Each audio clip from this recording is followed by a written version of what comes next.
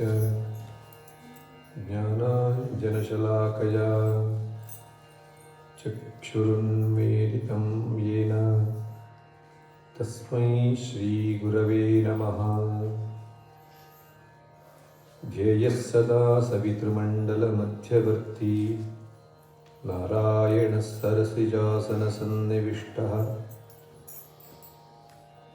केयूरवान् मकरकुण्डलवान् किरीटी हारी हिरण्मयवपुः धृतशङ्खचक्रः।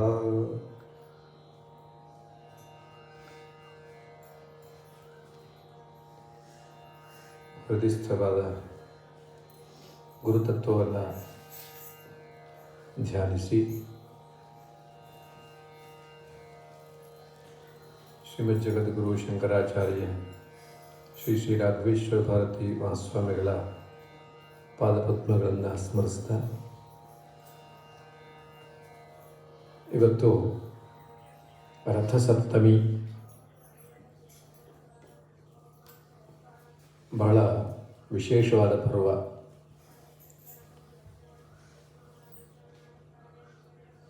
ಮಾಘ ಶುಕ್ಲ ಪಕ್ಷದ ಸಪ್ತಮಿ ತಿಥಿ. ಸೂರ್ಯೋದಯಕ್ಕೆ ಸಪ್ತಮಿ ತಿಥಿ ಬರುವಂತಹದ್ದು. ಸೂರ್ಯೋದಯವೇ ವಿಶೇಷ. ಈ ರಥಸಪ್ತಮಿ ಸೂರ್ಯನ ಉಪಾಸನೆಗೆ ವಿಶೇಷವಾದ ಹಬ್ಬ. ನಾವು ಪ್ರತಿನಿತ್ಯ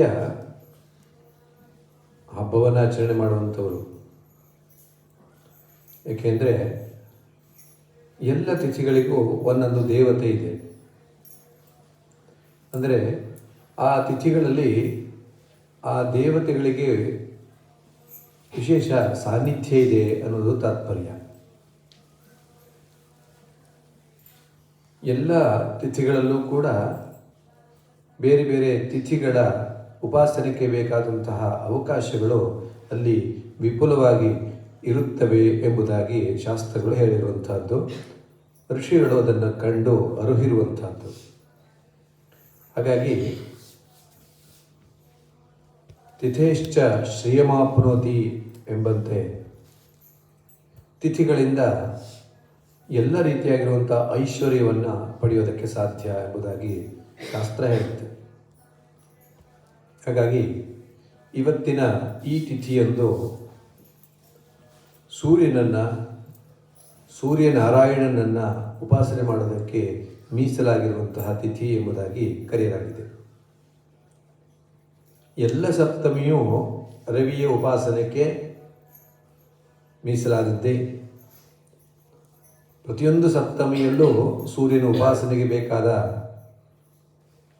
ಅವಕಾಶ ಇದೆ ಅಂತಾದರೂ ಮಾಘ ಶುಕ್ಲ ಸಪ್ತಮಿ ವಿಶೇಷ. ಯಾಕೆಂದರೆ ಆ ದಿವಸದಲ್ಲಿ ರವಿಯ ಸಾನ್ನಿಧ್ಯ ಇನ್ನೂ ವಿಶೇಷವಾಗಿರುತ್ತೆ ಎಂಬುದಾಗಿ ತಾತ್ಪರ್ಯ. ಈಗ ನಾವು ಒಂದು ದೀಪವನ್ನು ಬೆಳಗಿಸಿದ್ವಿ ಅಂತಾದರೆ ಆ ದೀಪದ ಮಧ್ಯಭಾಗದಲ್ಲಿ ಶಾಖ ಜಾಸ್ತಿ ಇರುತ್ತೆ. ಅದೇ ಸ್ವಲ್ಪ ಹೊರಗಡೆ ಹೋದಾಗ ಅದರ ಶಾಖ ಕಡಿಮೆ ಆಗ್ತಾ ಬರುತ್ತೆ ಅಲ್ವಾ? ಹಾಗೆ ಎಲ್ಲ ಕಡೆಗೂ ಒಂದೇ ರೀತಿಯಾದ ಶಾಖ ಇರಬೇಕು ಅಂತ ನಿಯಮ ಇಲ್ಲ. ಹಾಗೆ ಈ ಅಖಂಡವಾಗಿರುವಂಥ ಕಾಲದಲ್ಲಿ ಎಲ್ಲ ಕಡೆಗೂ ಸೂರ್ಯನ ಅಸ್ತಿತ್ವ ಇದೆ, ಇಲ್ಲ ಅಂತೇನಿಲ್ಲ. ಆದರೆ ಈ ಸಪ್ತಮಿಯಂದು ವಿಶೇಷವಾಗಿರುತ್ತೆ ಅಂತ.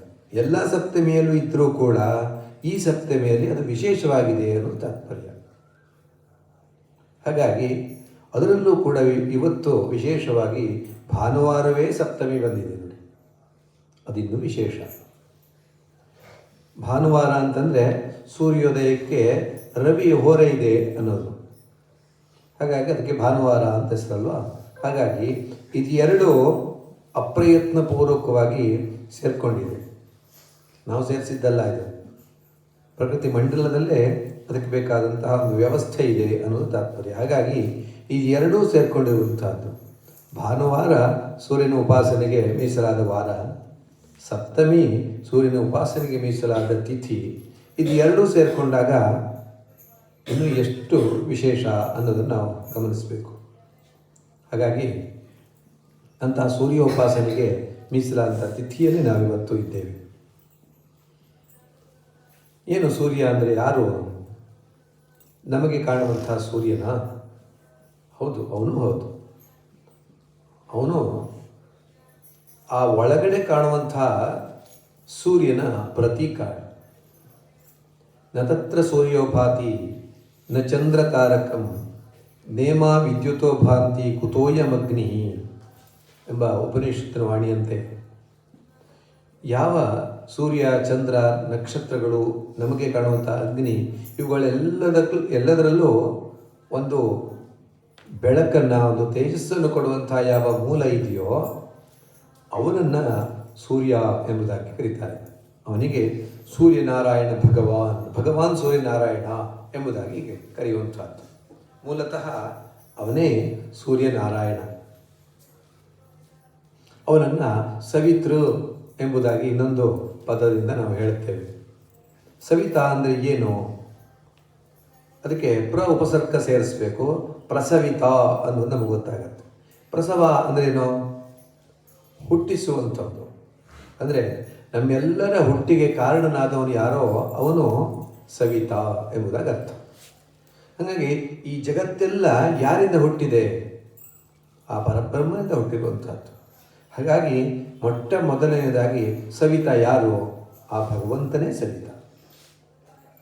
ಆ ಸವಿತನಿಂದ ಉಂಟಾಗಿರುವಂಥ ಯಾವೆಲ್ಲ ದೀಪ್ತವಾಗಿರುವಂಥ ವಿಷಯಗಳಿವೆಯೋ ಅವೆಲ್ಲವೂ ಸವಿತಾ ಎನ್ನುವಂತಹ ಶಬ್ದಕ್ಕೆ ಅರ್ಥಗಳೇ. ಆದರೆ ಎಲ್ಲ ದೇವತೆಗಳಲ್ಲೂ ಈ ಬೆಳಕಿದೆ. ಯಾಕೆ ಅಂದರೆ ದೇವತೆಗಳು ಬೆಳಕಿನವೇ ಅಲ್ವಾ? ದಿವಕಾಂತವು, ಅತ್ಯಂತ ಕಾಂತಿಯಿಂದ ಕೂಡಿದಂಥವು ಯಾರು ಅಂತ ಕೇಳಿದ್ರೆ ದೇವತೆಗಳು. ಆ ದೇವತೆಗಳಲ್ಲೇ ಸೂರ್ಯ ದೇವತೆ ಇನ್ನೂ ವಿಶೇಷ ಕಾಂತಿಯಿಂದ ಕೂಡಿದವನು ಅನ್ನೋದು ತಾತ್ಪರ್ಯ. ಹಾಗಾಗಿ ಇಂಥ ವಿಶೇಷ ಕಾಂತಿಯಿಂದ ಕೂಡಿರುವಂತಹ ಸೂರ್ಯನ ಉಪಾಸನೆ, ನಮಗೆ ಕಾಣುವಂತಹ ಸೂರ್ಯನೂ ಕೂಡ ಅಂಥ ವಿಶೇಷ ಕಾಂತಿಯಿಂದ ಕೂಡಿದವನು. ಈ ನಮಗೆ ಕಾಣುವಂತಹ ಸೂರ್ಯ ಬಹಳ ಪ್ರಖರ ಕಿರಣನಾಗಿರ್ತಾನೆ. ಆದರೆ ಅಂತರಂಗದಲ್ಲಿ ಕಾಣುವಂತಹ ಸೂರ್ಯ ಅವನು ತಂಪಾದ ಕಿರಣಗಳಿಂದ ಕೂಡಿರುವಂಥವನು. ಎಷ್ಟು ತಂಪಾಗಿರೋವನು? ಹೊರಗಡೆ ಕೋಟಿ ಕೋಟಿ ಪ್ರಖರ ಕಿರಣನಾಗಿದ್ದರೆ ಒಳಗಡೆ ಸೂರ್ಯ ಕೋಟಿ ಕೋಟಿ ತಂಪಾದ ಕಿರಣಗಳಿಂದ ಕೂಡಿರುವವನು. ಕೋಟಿ ಕೋಟಿ ಸೂರ್ಯ ಸಮಪ್ರಭನಾಗಿರುವಂಥವನು. ಇದು ಒಂದು ಸೂರ್ಯನಾಗಿದ್ದರೆ ಒಳಗಡೆ ಇರುವಂತಹ ಸೂರ್ಯ ಕೋಟಿ ಕೋಟಿಗೂ ಸೂರ್ಯನಿಗೂ ಮಿಗಿಲಾಗಿರುವಂತಹ ಸೂರ್ಯ ಅವನು. ಆದರೆ ಅಲ್ಲಿ ಏನಿಲ್ಲ, ತಾಪವಿಲ್ಲ, ಅಲ್ಲಿ ತಂಪಿದೆ. ತಾಪ ಇಲ್ಲ, ತಂಪಿದೆ. ಹಾಗಾಗಿ ಅಂತಹ ತಂಪನ್ನು ನೀಡುವಂತಹ ಸೂರ್ಯ ಭಗವಾನ್ ಅವನು ಇವತ್ತು ಈ ಪ್ರಕೃತಿ ಮಂಡಲದಲ್ಲಿ ಎಲ್ಲರಿಗೂ ತಂಪನ್ನು ತಾಪವನ್ನು ಎರಡನ್ನೂ ಕೊಡಬೇಕು. ಯಾಕೆ? ಬೇಡದ್ದು ಸುಡಬೇಕು, ಬೇಕಾದದ್ದು ಬೆಳಿಬೇಕು ಅಲ್ವಾ? ಹಾಗಾಗಿ ಅದಕ್ಕೋಸ್ಕರ ಸೂರ್ಯ ಇರುವಂಥದ್ದು. ಸೂರ್ಯ ಇಲ್ಲದಿದ್ದರೆ ಏನಾಗತ್ತೆ ಅಲ್ವಾ? ಕೀಟಗಳು ಜಾಸ್ತಿ ಆಗತ್ತೆ. ಸರಿಯಾದ ಸೂರ್ಯ ಕಿರಣ ಬಿದ್ದರೆ ಅಲ್ಲಿ ಕೀಟಗಳು ಕಡಿಮೆ ಆಗುತ್ತೆ. ನೋಡಿ, ಅಡಿಕೆ ಬೆಳೆಗೆ ಎಲೆ ಚುಕ್ಕಿರೋಗೆ ಬರ್ತಾ ಇದೆ ಅಂತ ಹೇಳ್ತಾ ಇದ್ದಾರೆ. ಕಾರಣ ಏನು ಅಂತ ಕೇಳಿದ್ರೆ ಭೂಮಿಯಲ್ಲಿ ಸಾರ ಕಡಿಮೆಯಾಗಿರುವಂಥದ್ದು ಮತ್ತು ಸೂರ್ಯನ ಕಿರಣಗಳು ಅದಕ್ಕೆ ಸರಿಯಾಗಿ ಬೀಳದೇ ಇರುವಂಥದ್ದು. ಸೂರ್ಯನ ಕಿರಣಗಳಿಗೆ ಬೇಕಾದಂಥ ಒಂದು ವಾತಾವರಣ ಇಲ್ಲಿ ಇಲ್ಲದೆ ಇರುವಂಥದ್ದು. ವಾತಾವರಣ ಕಲುಷಿತವಾಗಿದೆ. ಸೂರ್ಯನ ಕಿರಣ ಹಾಗೆಯೇ ಬೀಳುವಂತಿದ್ದರೆ, ವಾತಾವರಣದಲ್ಲಿ ಕಾಲುಷ್ಯ ಇಲ್ಲದೇ ಇದ್ದರೆ ರೋಗಗಳು ಕಡಿಮೆ ಆಗುತ್ತೆ. ಈ ಪರಿಸರದಲ್ಲಿ ಕಾಲುಷ್ಯ ಜಾಸ್ತಿ ಇದ್ದರೆ ಆಗ ಸೂರ್ಯನ ಕಿರಣ ನೇರವಾಗಿ ಸಸ್ಯಗಳಿಗೆ ಬೀಳೋದಿಲ್ಲ. ಫಲವಾಗಿ ಏನಾಗುತ್ತೆ? ಅದಕ್ಕೆ ರೋಗಗಳು ಬರೋದಕ್ಕೆ ಆರಂಭವಾಗುತ್ತೆ. ಹೀಗೆ ಅನೇಕ ಕಾರಣಗಳಿಂದ ರೋಗ ನಿವಾರಣೆ ಆಗೋದಕ್ಕೂ ಸೂರ್ಯನ ಕಿರಣಗಳೇ ಕಾರಣ, ರೋಗ ಬರೋದಕ್ಕೆ ಅವನ ಕಿರಣಗಳು ಸರಿಯಾಗಿ ತಾಗದೇ ಇರೋದಕ್ಕೆ ಕಾರಣ. ಹೀಗೆ ಪ್ರಕೃತಿ ಮಂಡಲದಲ್ಲಿ ಸೂರ್ಯನ ಅಸ್ತಿತ್ವ ಅನ್ನುವಂಥದ್ದು ನಮಗೆಲ್ಲರಿಗೂ ಕಾಣುವಂಥದ್ದಾಗಿದೆ ಅಲ್ವಾ.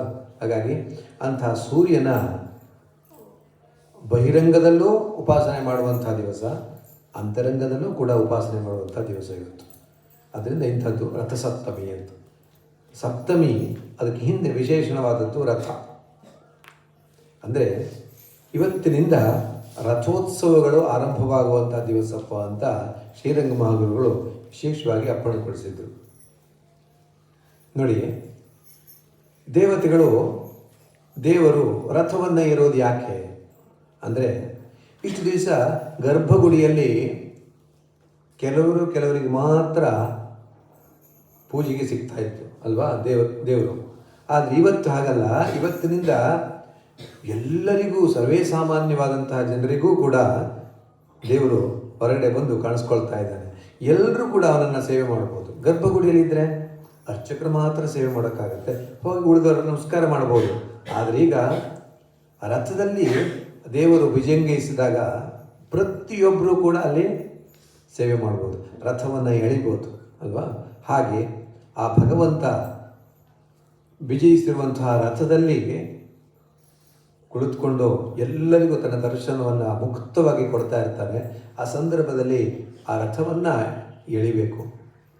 ಅವನು ಕೂತಿರುವಂಥ ರಥವನ್ನು ಎಳೆಯೋದರ ಜೊತೆಯಲ್ಲಿ ನಮ್ಮ ಮನೋರಥವನ್ನು ಕೂಡ ಅವನ ಜೊತೆಯಲ್ಲಿ ಎಳಿಬೇಕಪ್ಪ ಅಂತ ಹೇಳ್ತಾ ಇತ್ತು. ಹಾಗಾಗಿ ಆ ಭಗವಂತನ ರಥದ ಜೊತೆಯಲ್ಲಿ ನಮ್ಮ ಮನೋರಥವನ್ನು ಸೇರಿಸ್ಕೊಂಡು ಹೇಳಿದ್ರೆ ಎಷ್ಟು ಚೆನ್ನಾಗಿರುತ್ತಲ್ವ. ಹಾಗಾಗಿ ಆ ರಥವನ್ನು ಎಳೆಯೋದಕ್ಕೆ ಬೇಕಾದಂಥ ಒಂದು ಸಂದರ್ಭ ಇವತ್ತಿನಿಂದ ಆರಂಭ ಆಗತ್ತೆ.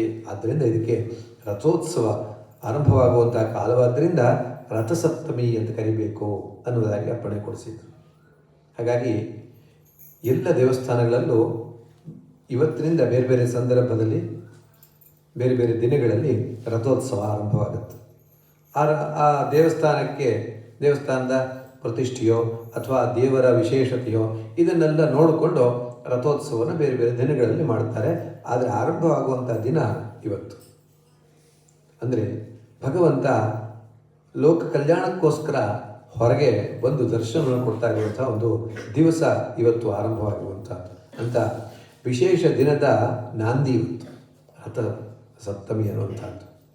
ಅಂಥ ದಿವಸ ನಾವೆಲ್ಲರೂ ಕೂಡ ಸೂರ್ಯ ಭಗವಾನ್ ಅವನನ್ನು ಉಪಾಸನೆ ಮಾಡಿದ್ದೇವೆ ಯಥಾಶಕ್ತಿ. ಬೆಳಗ್ಗೆ ಅರುಣೋದಯ ಕಾಲದಲ್ಲಿ ಸ್ನಾನ ಮಾಡಬೇಕು. ಸ್ನಾನಕ್ಕೆ ಬಹಳ ವಿಶೇಷತೆ ಇದೆ ಇವತ್ತಿನ ಸ್ನಾನಕ್ಕೆ ಮಾಮೂಲಿ ದಿವಸದ ಸ್ನಾನ ಅಲ್ಲ ಇವತ್ತು. ನೋಡಿ, ಪ್ರಯಾಗೆ ಯದಿ ಲಭ್ಯೇತ ಕೋಟಿ ಸೂರ್ಯ ಗ್ರಹೈ ಸಮ ಸೂರ್ಯಗ್ರಹಣ ತುಲ್ಯಾತು ಶುಕ್ಲ ಮಾಘಸ್ಯ ಸಪ್ತಮಿ ಕುರ್ಯಾತ್ ಸ್ನಾನಾರ್ಘ್ಯಾದಾಭ್ಯಾಂ ಆಯುರಾರೋಗ್ಯ ಸಂಪದಃ ತನ್ಮೇ ರೋಗಂಚ ಶೋಕಂಚ ಮಾಕರೀ ಹಂತು ಸಪ್ತಮಿ ಏತಜ್ಜನ್ಮ ಕೃತಂ ಪಾಪಂ ಯಚ್ಚ ಜನ್ಮಾಂತರಾರ್ಜಿತಂ ಮನೋವಾಕ್ಕಾಯಜಂ ಯಚ್ಚ ಜ್ಞಾತಾಜ್ಞಾತೆ ಚ ಯೇ ಪುನಃ ಕೇಶವಾದಿತ್ಯಮಾಲೋಕ್ಯ ಕ್ಷಣಾನ್ ನಿಷ್ಕಲ್ಮಷೋ ಭವೇತ್. ಹಾಗಾಗಿ ಈ ಸ್ನಾನಕ್ಕೆ ವಿಶೇಷತೆ ಅಷ್ಟು. ಅರ್ಕಪತ್ರವನ್ನು 7 ಭಾಗಗಳಲ್ಲಿ ಇಟ್ಕೊಂಡು ಅಲ್ವಾ ಸ್ನಾನ ಮಾಡಿದ್ದೇವೆ. ನಾವು ಎಷ್ಟು ಅರ್ಕಪತ್ರ ಸಿಕ್ಕಿದೆಯೋ ಅಷ್ಟನ್ನು ಇಟ್ಕೊಂಡು ಸ್ನಾನ ಮಾಡಿದ್ದೇವೆ. ಒಬ್ಬೊಬ್ಬರು 7 ಅರ್ಕಪತ್ರನ ಇಟ್ಕೋಬೇಕು, ಇಲ್ಲ ಎಷ್ಟು ಸಿಕ್ಕಿದೆಯೋ ಅಷ್ಟು ಇಟ್ಕೋಬೇಕು. ನಮಗೆ ವಿಪುಲವಾಗಿ ಸಿಕ್ಕಿದೆಯೋ 5 ಅರ್ಕಪತ್ರವನ್ನು ನಾವು ನಮ್ಮ ಶರೀರದ ಮೇಲೆ ಇಟ್ಕೊಂಡು ಸ್ನಾನ ಮಾಡಿದ್ದೇವೆ ಅಲ್ವಾ. ಯಾಕೆ ಅಂದರೆ ಅರ್ಕಪತ್ರ, ಅದು ಅರ್ಕ ಅಂದರೆ ಸೂರ್ಯ ಅಲ್ವಾ. ಸೂರ್ಯ ದೇವತೆ ವಾಸ ಮಾಡ್ತಾ ಇರುವಂತಹ ಒಂದು ವೃಕ್ಷ ಅದು. ಆ ವೃಕ್ಷದಲ್ಲಿ ಸೂರ್ಯ ದೇವತೆ ಇದೆ ಅಂತ, ಸೂರ್ಯ ದೇವತಾ ಉಪಾಸನೆಗೆ ಬೇಕಾದಂತಹ ವೃಕ್ಷ ಅದು.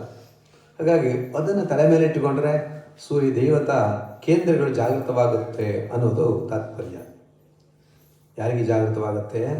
ನಾವು ಇಟ್ಕೊಂಡು ಜಾಗೃತ ಆಯ್ತಾ ಅಂತ ಕೇಳಿದ್ರೆ ಏನು ಗೊತ್ತಾಗಿಲ್ವಲ್ಲ ಅಂತ. ಇಲ್ಲ, ಅದು ಗೊತ್ತಾಗೋದು ಇಲ್ಲ. ಗುರ್ತು ಮಾಡ್ಕೊಳ್ಬೇಕಂತ ಒಂದು ಪ್ರಮಾಣ ನಮ್ಮ ಹತ್ರ ಇದ್ದರೆ ಗೊತ್ತಾಗುತ್ತೆ, ಅಷ್ಟು ಶುದ್ಧತೆ ಇದ್ದರೆ ಗೊತ್ತಾಗುತ್ತೆ, ಗೊತ್ತಾಗುವಂಥ ಸಂದರ್ಭ ಇದ್ದರೆ ಗೊತ್ತಾಗುತ್ತೆ. ಆದರೆ ಆಗೋದಿಲ್ಲ ಅಂತ ಹೇಳೋಕ್ಕಾಗೋದಿಲ್ಲ. ಅಲ್ಲಿ ಏನೋ ಪರಿಣಾಮ ಆಗಿರುತ್ತೆ, ನಮಗೆ ಪತ್ತೆ ಹಚ್ಚೋಕೆ ಆಗ್ತಾಯಿಲ್ಲ, ಅಷ್ಟೇ ವಿಷಯ. ಆಗಿರುತ್ತೆ ಅದು ಅಲ್ವಾ, ನಮಗೆ ಗೊತ್ತಾಗೋದಿಲ್ಲ. ಯಾಕೆಂದರೆ ಅನೇಕ ಕಲೆಗಳಿಂದ ಕೂಡಿರುವಂತಹ ಬಟ್ಟೆಗಳಲ್ಲಿ ಇನ್ನೊಂದು ಕಲೆ ಜಾಸ್ತಿ ಆದರೆ ಗೊತ್ತಾಗೋದಿಲ್ಲ, ಒಂದು ಕಲೆ ತೆಗೆದರೂ ಕೂಡ ಗೊತ್ತಾಗೋದಿಲ್ಲ ಅಲ್ವಾ. ಹಾಗೆಯೇ ಅಂಥ ಒಂದು ವಿಶೇಷವಾಗಿರುವಂತಹ ಒಂದು ಸಂದರ್ಭದಲ್ಲಿ ಇವತ್ತು ನಾವು ಮಾಘಸ್ನಾನ ಮಾಡಿಬಿಟ್ಟಿದ್ದೀವಿ, ಏನೋ ಕಳೆದೋಯ್ತು ಅಂತ ನಮಗೆ ಪತ್ತೆ ಹಚ್ಚೋಕೆ ಆಗಲ್ಲ, ಅಷ್ಟೇ ವಿಷಯ. ಕಳೆದೋಗಿರುತ್ತೆ. ಅದಕ್ಕೋಸ್ಕರ ನಮ್ಮ ಋಷಿಗಳು ಅದನ್ನು ಪತ್ತೆ ಹಚ್ಚಿ ಹೇಳಿರುವಂಥದ್ದು. ಇವತ್ತು ಸೂರ್ಯಗ್ರಹಣದ ಸಂದರ್ಭದಲ್ಲಿ ಸ್ನಾನ ಮಾಡಿದರೆ ಯಾವ ಫಲ ಬರುತ್ತೋ ಆ ಫಲ ಬರುತ್ತಂತ, ಗೊತ್ತಾಯ್ತಾ. ಸೂರ್ಯಗ್ರಹಣ ದಿವಸ ಸ್ನಾನ ಮಾಡಬೇಕು. ಸಮುದ್ರ ಸ್ನಾನ, ನದಿ ಸ್ನಾನ, ಹೀಗೆ ತಡಾಗ ಸ್ನಾನ. ಅದು ಯಾವುದೂ ಇಲ್ಲದಿದ್ದರೆ ನಮ್ಮ ಬಚ್ಚಲ ಮನೆ ಸ್ನಾನ. ಅಲ್ಲೇ ಎಲ್ಲ ದೇವತೆಗಳನ್ನು ನೆನೆಸ್ಕೋಬೇಕು. ಗಂಗೇಚೆ ಮುನೇಚೇವ ಅಂತೇಳಿ ಎಲ್ಲ ನದಿ ದೇವತೆಗಳನ್ನು ಸ್ಮರಿಸ್ಕೋಬೇಕು. ಅಲ್ಲಿ ಸ್ನಾನ ಮಾಡಬೇಕು. ಅದು ಕೂಡ ಶ್ರೇಷ್ಠವಾದದ್ದೇ. ಯಾಕೆಂದರೆ ನಾವು ಎಲ್ಲಿ ಭಗವಂತನನ್ನು ಜ್ಞಾಪಿಸ್ಕೊಳ್ತೇವೋ ಅದು ಶ್ರೇಷ್ಠ. ಎಲ್ಲಕ್ಕಿಂತಲೂ ಆ ಭಗವಂತನ ಸಾನ್ನಿಧ್ಯ ಸಮುದ್ರದಲ್ಲಿ, ನದಿಯಲ್ಲಿ ವಿಶೇಷವಾಗಿರುತ್ತೆ. ಹಾಗಾಗಿ ಅಲ್ಲಿ ವಿಶೇಷ ಅದಕ್ಕೆ. ಹಾಗಾಗಿ ಆ ಸ್ನಾನ ಎಲ್ಲಿ ಮಾಡಿದರೆ, ನದಿ ಮೊದಲಾದವುಗಳಲ್ಲಿ ಸಹಜವಾಗಿರುವಂಥ ನೀರಿನ ಹರಿವು ಎಲ್ಲಿರುತ್ತೋ ಅಲ್ಲಿ ಸ್ನಾನ ಮಾಡಬೇಕು. ಆಗ ವಿಶೇಷ ಪುಣ್ಯ ಬರುತ್ತೆ ಎಂದು. ಹಾಗಾಗಿ ನಮಗೆ ಅಷ್ಟು ವಿಶೇಷ ಪುಣ್ಯ ಬರದೇ ಇದ್ದರೂ ಸ್ವಲ್ಪ ವಿಶೇಷ ಪುಣ್ಯ ಬಂದಿದೆ ಅಲ್ವಾ. ಹಾಗಾಗಿ ಆ ರೀತಿಯಾಗಿ ನಾವು ಸ್ನಾನ ಮಾಡಿದ್ದೇವೆ. ಇವತ್ತು ಸ್ನಾನವನ್ನು ಮಾಡಿ ಆಮೇಲೆ ಸೂರ್ಯ ನಮಸ್ಕಾರವನ್ನು ಮಾಡಿ ಆದಿತ್ಯ ಹೃದಯ ಪಾರಾಯಣವನ್ನು ಕೂಡ ಮಾಡಿ ನೋಡಿ, ಎಷ್ಟೆಲ್ಲ ನಾವು ಮಾಡಿದ್ದೇವೆ. ಹಾಗಾಗಿ ಮಾಡಿರುವಂಥ ಈ ಎಲ್ಲದರಿಂದ ಏನಾಗತ್ತೆ ಅಂತ ಕೇಳಿದ್ರೆ, ಸಪ್ತ ಜನ್ಮಸು ಕೃತಂ ಪಾಪಂ ಜ್ಞಾತಾಜ್ಞಾತ ಪಾಪಂ. 7 ಜನ್ಮಗಳಲ್ಲಿ ಮಾಡಿರುವಂತಹ ತಿಳಿದೋ ತಿಳಿದೆಯೋ ಮಾಡಿರುವಂಥ ಪಾಪಗಳೆಲ್ಲ ದೂರ ಆಗ್ಬಿಡುತ್ತಂತೆ. ಎಂಥ ಪಾಪಗಳು? ಸಪ್ತವಿಧ ಪಾಪಗಳು. ಅದನ್ನು ಹೇಳ್ತಾ ಇದ್ದಾರೆ. ಮನೋವಾಕ್ಕಾಯಜಂ, ಮನಸ್ಸು, ಮಾತು, ಆಮೇಲೆ ಶರೀರಕೃತವಾಗಿರುವಂಥ ಪಾಪ, ಜ್ಞಾತ ಅಜ್ಞಾತವಾಗಿರುವಂಥ ಪಾಪ, ಹೀಗೆ ಎಲ್ಲ ವಿಧವಾಗಿರುವಂಥ ಪಾಪಗಳು ಪರಿಹಾರವಾಗುವಂಥ ದಿವಸ. ಅದರಿಂದ ಇವತ್ತು ಇಂಥ ಒಂದು ವಿಶೇಷ ಸ್ನಾನ, ಉಪಾಸನೆ ಎಲ್ಲವನ್ನು ಮಾಡುವಂಥದ್ದು. ಸೂರ್ಯ ಯಾರು? ಆ ಭಗವಾನ್ ಸೂರ್ಯ ಯಾರು ಅಂದರೆ ಅವನು ಸಪ್ತಾಶ್ವಗಳನ್ನು ಏರಿ ಬರ್ತಾ ಇರುವಂತಹ ಸೂರ್ಯ ಅವನು ಅಲ್ವಾ. ಸಪ್ತಾಶ್ವಂ ರಥಮಾರುಹ್ಯಂ ದಿವ್ಯಂ ಮೇರುಂ ಪ್ರದಕ್ಷಿಣೀಕುರ್ವಾಣಂ ಗ್ರಹಮಂಡಲೇ ಪ್ರವಿಷ್ಟಂ, ಹೀಗೆಲ್ಲ ಹೇಳ್ತಾರೆ. ಸೂರ್ಯ ದೇವತಾಕಂ, ಹೀಗೆ ಅಂದರೆ ಯಾರವನು? ಸುಮೇರು ಪರ್ವತವನ್ನು ದಾಟಿ ಬರುತ್ತಾನಂತ ಅಲ್ವಾ. ಸುಮೇರು ಪರ್ವತ ಅಂತ ಒಂದು ಪರ್ವತ ಇದೆ, ಅದನ್ನು ದಾಟಿ ಬರ್ತಾನಂತ. ಅದು ಮತ್ತೆ ಗ್ರಹಮಂಡಲ ಪ್ರವಿಷ್ಟನಾಗ್ತಾನೆ ಅವನು. ಸೂರ್ಯ ಅಂದರೆ ಯಾರು ಅಂದರೆ ಎಲ್ಲ ಗ್ರಹಗಳಿಗೂ ಅಧಿಪತಿ ಅವನು ಅಲ್ವಾ. ಎಲ್ಲ ಗ್ರಹಗಳಿಗೂ ಅಧಿಪತಿ. ಮತ್ತು ಆತ್ಮಕಾರಕನಾಗಿರುವಂಥವನು, ಆತ್ಮಸ್ಥಾನದಲ್ಲಿರುವವನು. ಸೂರ್ಯ ಆತ್ಮ ಜಗತಃ ತಸ್ತುಷಶ್ಚ. ಸೂರ್ಯನೇ ಈ ಜಗತ್ತಿಗೆಲ್ಲ ಆತ್ಮಸ್ಥಾನದಲ್ಲಿರುವವನು. ಆದ್ದರಿಂದ ಅಂತಹ ಸೂರ್ಯ ಸಪ್ತಾಶ್ವಗಳನ್ನು ಏರಿ ಬರ್ತಾನೆ. ಯಾವುದದು ಸಪ್ತಾಶ್ವ ಅಂದರೆ ಅಂತರಂಗದಲ್ಲಿ ಇರುವಂತಹ ಯಾವ ಆತ್ಮಜ್ಯೋತಿ ಇದೆಯೋ ಅದೇ ಹೊರಗಡೆ ಪ್ರಕಾಶವಾಗುತ್ತೆ ಅನ್ನೋ ತಾತ್ಪರ್ಯ. ಯಾವುದ್ರ ಮೂಲಕ? 7 ದ್ವಾರಗಳ ಮೂಲಕ. ಯಾವುದು 7 ದ್ವಾರಗಳು ಅಂದರೆ ನಮ್ಮ ಇಂದ್ರಿಯಗಳೇ 7 ದ್ವಾರಗಳು. 2 ಕಣ್ಣು, 2 ಕಿವಿ, 2 ಮೂಗು, ಎಷ್ಟಾಯ್ತು? 1 ಬಾಯಿ. ಇವುಗಳನ್ನು ಸಪ್ತ ದ್ವಾರ ಅಂತ ಕರೀತಾರೆ. ಈ ಸಪ್ತ ದ್ವಾರಗಳಿಂದ ಅವನು ಹೊರಗಡೆ ಬರ್ತಾನೆ. ಪ್ರಕಾಶ ಅಲ್ವಾ ಅದು. ಪ್ರಕಾಶ ಎಲ್ಲಿ ಹೊರಗೆ ಬರುತ್ತೆ? ರಂಧ್ರಗಳಲ್ಲಿ ಹೊರಗೆ ಬರುತ್ತೆ. ಅದು ಈ ಮೇಲ್ಮುಖವಾದ ಇರುವಂಥದ್ದು ಇದು ಉತ್ತಮ ಅಂಗ ಅಂತ ಕರೆಯುವಂಥದ್ದು. ಇಲ್ಲಿರುವಂಥ ರಂಧ್ರಗಳಲ್ಲಿ ಬಂದರೆ ಅದು ಅತ್ಯಂತ ಶ್ರೇಷ್ಠ. ಇನ್ನೆಲ್ಲೋ ರಂಧ್ರದಲ್ಲೇ ಹೊರಗಡೆ ಹೋದರೆ ಅದು ಶ್ರೇಷ್ಠ ಅಲ್ವಾ? ಇದು ಉತ್ತಮ ಅಂಗ. ಅಲ್ಲಿ ಜ್ಯೋತಿ ಹೊರಗಡೆ ಬರ್ತಾ ಇರುವಂತಹ ಸಂದರ್ಭ ಅನ್ನೋದು ತಾತ್ಪರ್ಯ. ಹಾಗಾಗಿ ಆತ್ಮಸೂರ್ಯ ಈ ರಂಧ್ರಗಳ ಮೂಲಕ ಹೊರಗೆ ಬರ್ತಾ ಇರೋದನ್ನು ಸೂಚಿಸೋದಕ್ಕೋಸ್ಕರ ಅಲ್ಲಿ ಸಪ್ತಾಶ್ವರಥಮಾರೋಹ್ಯ 7 ಕುದುರೆಗಳಿಂದ ಕೂಡಿರುವಂತಹ ರಥವನ್ನು ಏರಿ ಬರ್ತಾ ಇದ್ದಾನೆ ಎಂಬುದಾಗಿ ಹೇಳ್ತಾರೆ. ಆತ್ಮಾನಂ ರಥಿನಂ ವಿದ್ಧಿ ಶರೀರಂ ರಥಮೇವತು ಬುದ್ಧಿಂತು ಸಾರಥಿಂ ವಿದ್ಧಿ ಮನಃ ಪ್ರಗ್ರಹಮೇವ ಚ ಇಂದ್ರಿಯಾಣಿ ಹಯಾನಾಹು ನೋಡಿ ಅಲ್ವಾ? ಯಾವುದು ಈ ಇಂದ್ರಿಯಗಳನ್ನೇ ಹಯ ಕುದುರೆ ಅಂತ ಕರೀತಾರೆ. ಉಪನಿಷತ್ತು ಹೇಳುವಂಥದ್ದು ಇಂದ್ರಿಯಗಳನ್ನು ಹಯ ಅಂತ ಹೇಳ್ತಾ ಇದ್ದಾರೆ. ಆ ಹಯಗಳನ್ನು ಏರಿ ಅಶ್ವಗಳನ್ನು ಏರಿ ಸೂರ್ಯ ಬರ್ತಾ ಇದ್ದಾರೆ ಅಂದರೆ ಈ ಆತ್ಮ ಅದನ್ನು ಏರಿ ಹೊರಗಡೆ ಬರುತ್ತೆ ಅನ್ನೋ ತಾತ್ಪರ್ಯ. ಯಾವುದನ್ನು ಈ ಪ್ರಪಂಚವನ್ನು ಅರ್ಥ ಮಾಡ್ಕೊಳ್ಬೇಕು ಅಂತ. ಈ ಪ್ರಪಂಚವನ್ನು ಅರ್ಥ ಮಾಡ್ಕೊಳ್ಳುವಂಥ ಇಂದ್ರಿಯಗಳು ಯಾವುದು? ಇದೇ ಇಂದ್ರಿಯಗಳು. ಈ ಇಂದ್ರಿಯಗಳ ಮೂಲಕ ಆತ್ಮ ಈ ಪ್ರಪಂಚವನ್ನು ಅರ್ಥ ಮಾಡ್ಕೊಳ್ಳೋಕ್ಕೆ ಈ ಇಂದ್ರಿಯಗಳೆಂಬ ಕುದುರೆಗಳನ್ನು ಏರಿ ಬರ್ತಾ ಇರುವಂಥದ್ದನ್ನು ಸೂಚಿಸೋದು ಈ ಒಂದು ತತ್ವದ ಹಿನ್ನೆಲೆ. ಹಾಗಾಗಿ ಅದನ್ನು ಅರ್ಥ ಮಾಡ್ಕೊಳ್ಬೇಕು ಅನ್ನುವಂಥ ದೃಷ್ಟಿಯಿಂದ ಒಂದು ತತ್ವವನ್ನು ನಮ್ಮ ಎದುರು ನಮ್ಮ ಋಷಿ ಮಹರ್ಷಿಗಳು ಕೊಟ್ಟರು. ಹೀಗೆ ರಥವನ್ನು ಏರಿ ಬರ್ತಾ ಇರುವಂತಹ ಒಂದು ಸಂದರ್ಭ ಆದ್ದರಿಂದ ಇದಕ್ಕೆ ರಥಸಪ್ತಮಿ ಎಂಬುದಾಗಿ ಕೂಡ ಕರೆದಿರುವಂಥದ್ದುಂಟು. ಹೀಗೆ ಅನೇಕ ರೀತಿಯಲ್ಲಿ ಈ ರಥಸಪ್ತಮಿಗೆ ವಿಶೇಷ ಉಂಟು.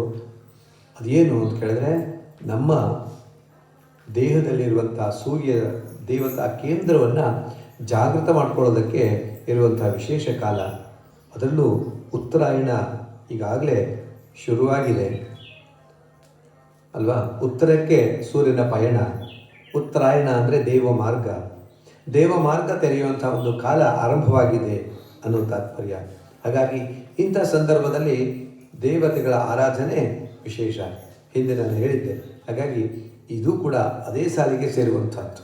ಹಾಗಾಗಿ ರಥಸಪ್ತಮಿಯ ದಿನ ದೇವತೆಗಳನ್ನು ಉಪಾಸನೆ ಮಾಡುವುದರ ಮೂಲಕ ದೇವಮಾರ್ಗವನ್ನು ನಾವು ತೆರೆಸ್ಕೊಂಡು ಹಾಗೆಯೇ ಸಾಗ್ತಾ ನಮ್ಮ ಸಾಧನೆ ಭಗವಂತನ ಕಡೆಗೆ ಹೋಗುವಂತಾಗಲಿ ಎನ್ನುವುದಕ್ಕೋಸ್ಕರ ನಮ್ಮ ಮಹರ್ಷಿಗಳು ಈ ಒಂದು ದಿನವನ್ನು ರಥಸಪ್ತಮಿ ಅಂತ ಆಚರಣೆ ಮಾಡಿ ಅಂತ ನಮಗೆ ಕೊಟ್ಟರು. ಹಾಗಾಗಿ ಅಂಥ ದಿವಸದಲ್ಲಿ ನಾವು ಈ ರಥಸಪ್ತಮಿಯನ್ನು ಆಚರಣೆ ಮಾಡಿದ್ದೇವೆ. ಅದರ ಬಗ್ಗೆ ಯಥಾಶಕ್ತಿ ತಿಳ್ಕೊಳ್ಳೋದಕ್ಕೂ ಕೂಡ ನಾವು ಪ್ರಯತ್ನ ಪಡಿದ್ದೇವೆ. ಹಾಗಾಗಿ ಈ ರಥಸಪ್ತಮಿ ಸಾರ್ಥಕ ಎಂಬುದಾಗಿ ಭಾವಿಸಬೇಕು. ಅಷ್ಟೇ ಅಲ್ಲ, ಈ ರಥಸಪ್ತಮಿಯ ದಿನ ಆ ಭಗವಂತ ಈ ಭೂಮಿಗೆ ಬಂದು ನಮ್ಮನ್ನೆಲ್ಲ ಉದ್ಧರಿಸಲಿ ಎಂಬುದಾಗಿ ನಾವೆಲ್ಲರೂ ಕೂಡ ಪ್ರಾರ್ಥನೆ ಮಾಡಿಕೊಳ್ಳೋಣ. ಹರೇ ರಾಮ.